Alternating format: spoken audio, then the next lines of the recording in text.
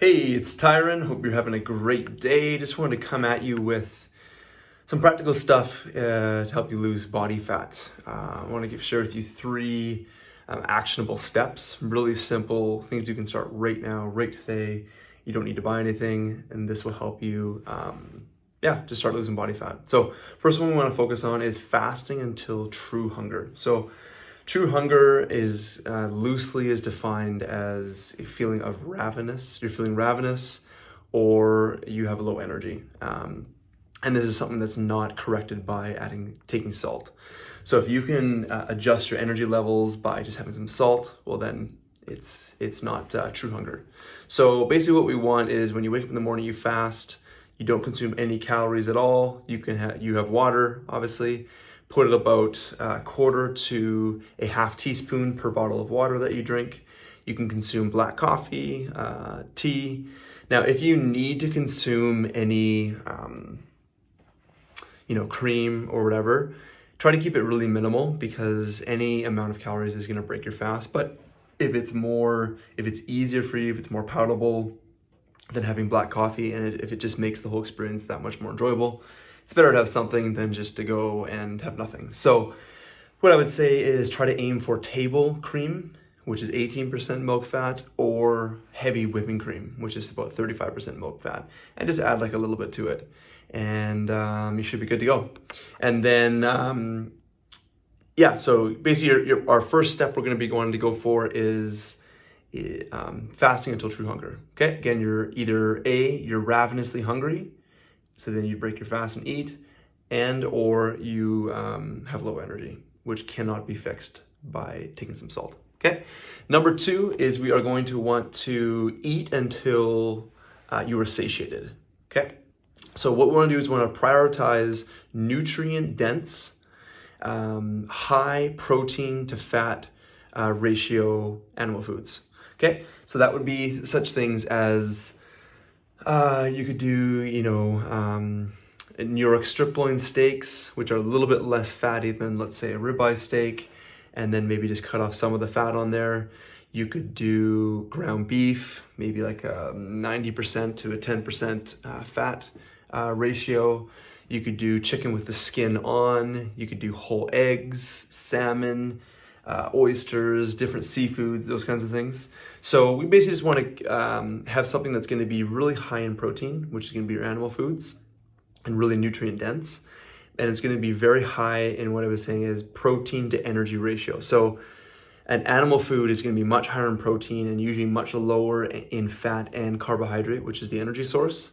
So if our goal is to lose body fat, we need to keep carbohydrates low, and then if you really want to be extreme, you want to keep fats low as well, especially if you want it to be something accelerated and something quick. If you're going to choose either to do carbohydrates or fat, one of those energy sources, then do a bit more fat than carbohydrate. But one thing we just definitely do not want to do is combining carbohydrates and fat together in one meal. That's just a recipe for fat gain, which in this case, we want to lose fat. Okay, so as I was saying, choose those protein sources that are going to be high in protein and lower in energy sources. Okay, now we don't really want to rely on and think about calorie restriction because calorie restriction is going to be it's too difficult to do. It's too difficult to do long term. You're just not going to be able to sustain it. Calorie restriction relies on willpower to focus yourself on basically certain amounts of food, and regardless of what you want to eat. So it's basically just not sustainable. You just can't sustain dropping your calories, dropping your the amount of food you're eating long term. I mean, you can do it short term, but if you want this to be sustainable long term, then you need to basically eat, in a sense, as much as you want from the right foods. So let's not focus on calorie restriction. Let's focus on nutrient dense, high protein to fat ratio foods. Okay. And then our third actionable step is you're going to be wanting to work out 5 to 6 days per week. Okay. So we're going to want to do about 3 strength training sessions, about 45 to 60 minutes per session. And then we're going to want to do, if you can, 3 days a week, cardio sessions, about 30 to 45 minutes. Now, in regards to the cardio sessions, this could be anything from walking, jogging, hiking, swimming, rowing, stationary bike, road bike,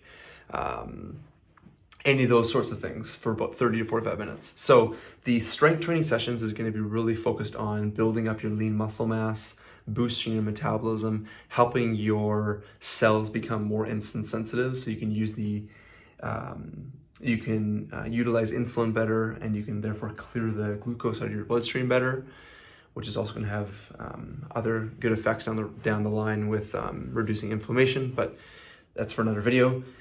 And then the cardio sessions is going to help to provide a little bit more calorie burn, which is not really the focus, but it's a little bit of benefit in that regard, but it's going to help with recovery.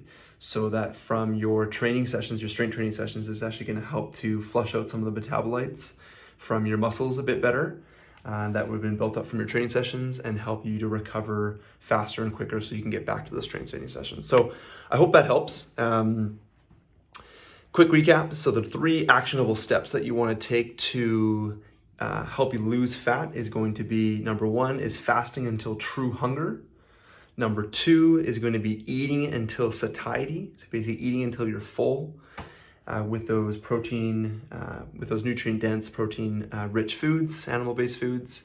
And then thirdly, you're going to want to work out ideally 5 to 6 days per week. If you do that, you will lose body fat and you will reach your goal. I appreciate you watching my video. If you haven't already subscribed to my channel, please click that subscribe button and click that notification bell so you can be notified of whenever I release a video. And then when you click the notification bell, select all, just so you can be notified of all videos.